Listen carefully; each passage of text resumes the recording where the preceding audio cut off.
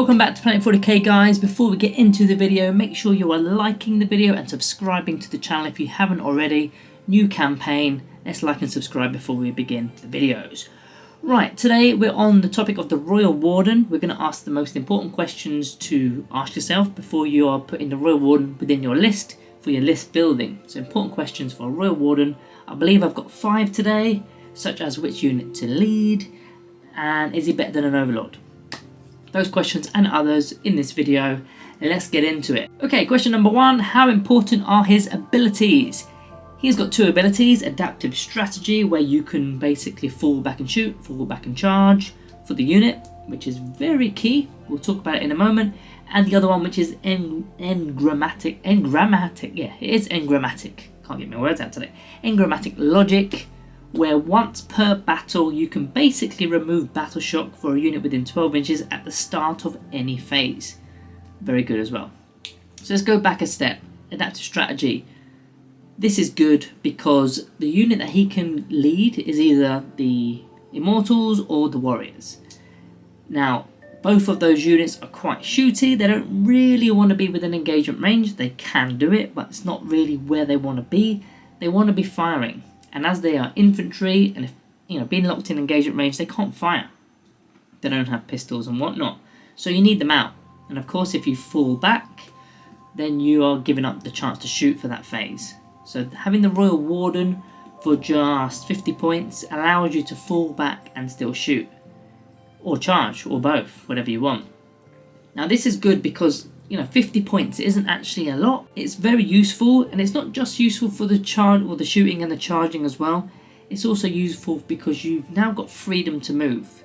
If you've fallen back, you can fall back in any direction, do your standard movement, and maybe that gets your unit or your models onto objectives. And there's a lot of OC with battle line units, isn't there? So that is useful, but it's also not just for the offensive side because you're going to be shooting and potentially charging, but also if you stay within that engagement range, you stay locked in combat, you're not going to be fighting first because your opponent is likely now going to be the defender in your turn. So your opponent's unit is going to be removing more warriors or immortals in your own fight phase. So by pulling back, it's defensive because you're keeping your guys, keeping them up and running, and then it's also offensive at the same time because you're now eligible to shoot and then maybe even charge, and you'll be fighting first as well because of the charge bonus. That's handy. Now that second ability, the engrammatic logic ability, this is pretty good. I know it doesn't sound good, or it's one of those that you could potentially forget, but once per battle within 12 inches, remove battle shock at the start of any phase. There's also a lot of weaponry nowadays where, or abilities even, where after they're fired you have to take a battle shock test, and maybe you fail it, and maybe it prevents you from doing secondaries such as secure no man's land, which happens at the end of the turn, and you need to have your OC until the end of the turn to score it. Well, this ability is quite useful for those kind of scenarios, and it's only once per battle, but to be honest, you'll only need it once per battle. So how important are the abilities? The fall back and shoot, fall back and charge is very important, and the other ability to turn off battle shock is useful. It can swing 4 points here and there. Now, which unit should the Warden lead? There are 2 options, Warriors, Immortals, as we said. There's different weapon options here, but to be honest, that doesn't matter too much because they're both predominantly they're shooter units. For me, I think you're best serving a Warden with Warriors because you've got a brick of 20 of them. If you're playing 10s, fine, but no one really plays 10s. If you've got 20 of them and you've got a Royal Warden, now the footprint of 20 men with leaders is quite large. They're likely to get tagged within engagement range, and their range of their weapons isn't great. It's 24 inches or 12 inches depending on which weapon you take. So because of that, they're liable to being charged. Also, with the Warriors in particular, because you've got potentially 20 of them falling back to shoot, and then you'd probably go for the charge as well because you've got 20 attacks there, which could do a bit of work, and depending on the detachment, you might have re-rolls, you might have a +1 to the hit roll and so on. So those 20 attacks, even though they're strength 4, no AP, they may actually do a bit of work. So useful again because you're going to be fighting first. With Immortals, I think it's less useful. They're not as likely to get within engagement range. They've still got the same problem with the range, but the unit size is a little bit smaller. Well, you either have them 5 or 10, so their footprint is smaller. So they're less likely to get tagged 360. But they could go with Immortals, I guess, but I would go with Warriors and I'd pair them up, but we'll talk about the pairing later on. In fact, it's coming up now. Which character should you pair with? So with a Royal Warden or a Noble, you're allowed to take a Cryptek within the same unit. Now we've got 5 Cryptek options that can lead these units. You've got the Psychomancer, the Technomancer, Orokin the Diviner, the Chronomancer and the Plasmancer. Now realistically, out of the 5, there's only 4 real options. The Psychomancer just stinks, really. You're not going to do it. You're never going to do it. And the Technomancer isn't using the Technomancer ability to heal either of these units because they've only got 1 wound apiece. The Feel No Pain is useful, but I think the better option is probably Orokin, especially for the Brick, the 20-man warriors. A 4+ invulnerable save on 20 models is pretty good. And then adding that extra defense of being able to fall back so that you don't take on more attacks in the fight phase is also going to be very good. Then you're rerolling reanimation and so on. Now Chronomancers work well with Tesla, which is only going to apply to the Immortals, but you'd probably want the Overlord with the Translocation Shroud with that combination and not a Royal Warden, so that I don't think that one goes as smoothly. Plasmancers on the other hand do work quite well, because if you're going to fall back and then shoot, you're shooting with the 5+ critical hit rolls. So you're still gaining all the buffs and bonuses from the Royal Warden and the Plasmancer, so that could work. But ultimately I would only go with Warriors with a Warden. I wouldn't probably go with Immortals. It's not really my playstyle. I'd rather just a Cryptek and no Noble. Maybe Immortek at a push if I haven't got anywhere to slot him in. But I wouldn't take a Warden with Immortals. So that leaves the Warriors. And if I'm going with the Warriors, I want the Invuln save. So I'm going with Orokin the Diviner. So Orokin the Diviner and the Warden have already been selected. But as you've seen here, there are plenty of avenues that you can take. Plasmancers, Technomancers and so on. You just got to kind of take a feel for it and see which one works for you. And maybe with your local meta. Now, is a Warden better than having a Noble? So better than having an Overlord, could be Immortek and so on. Arguably no. Arguably no. I mean, it depends on the unit. Being locked within engagement range all game until the unit dies is no fun, and the Resurrection Orb is only going to prolong the inevitable of just losing the unit. You're going to get some free strats, of course, -1 CP to the strats with the Overlord's My Will Be Done ability. But like I said, inevitably you're just going to lose the unit. They can't fight that well, and if you fall back you're not shooting, then you can just get recharged. A Warden completely breaks that cycle because you fall back and then you've got freedom of movement again, freedom of shooting wherever you want to shoot, and freedom of charging if you really wanted to go in that direction.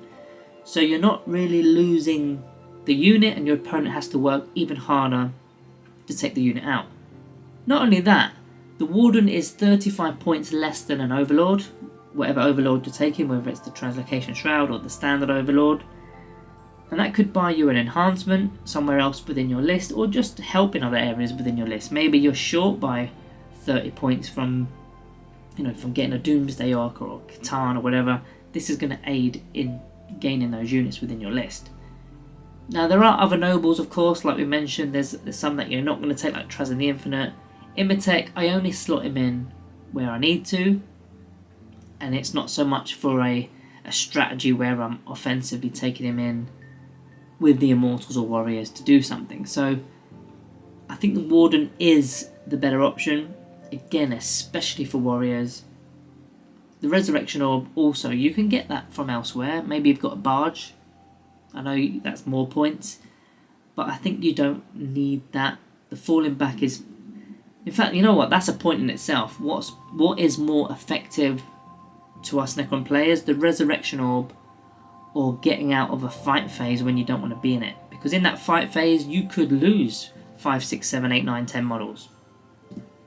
So by just jumping back and then shooting, not only are you saving those models, your opponent is now going to lose some of their models because you've shot. Whereas the Resurrection Orb is a d6. So up to 6 models come back, you could roll a 1. You might roll a 6, but I think it's just better having the Royal Warden. What's the best attachment for the Royal Warden? Now I'm going to go with like 3rd place, 2nd place, and 1st place. I'm going to change it up a little bit because I think there's a few options here. In 3rd place I'm going to go with the Canoptic Court. Now of course you would need to add a Cryptek to the unit, so it could be Orokin again. So when you add the Cryptek, it means the Power Matrix can be unlocked. And that's handy for the Royal Warden because you've got that anti-battle shock ability where you can turn off battle shock, which means you're going to keep the Power Matrix up and running, maybe in the No Man's Land objectives.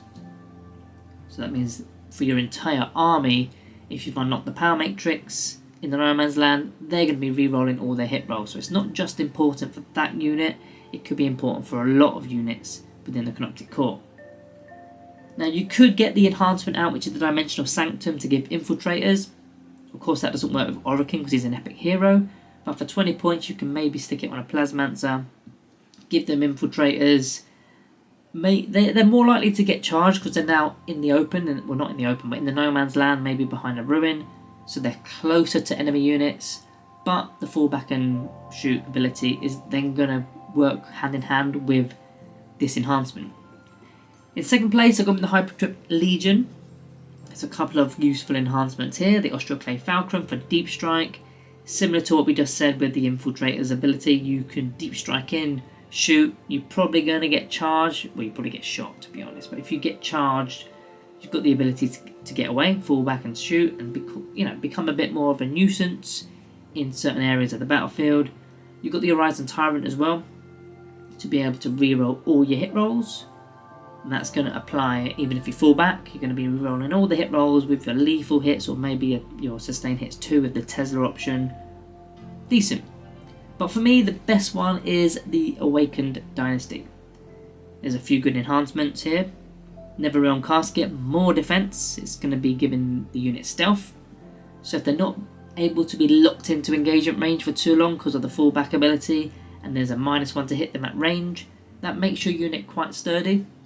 And there's also the Veil of Darkness as well. Again, get them up the battlefield. Maybe they get charged and you can fall back.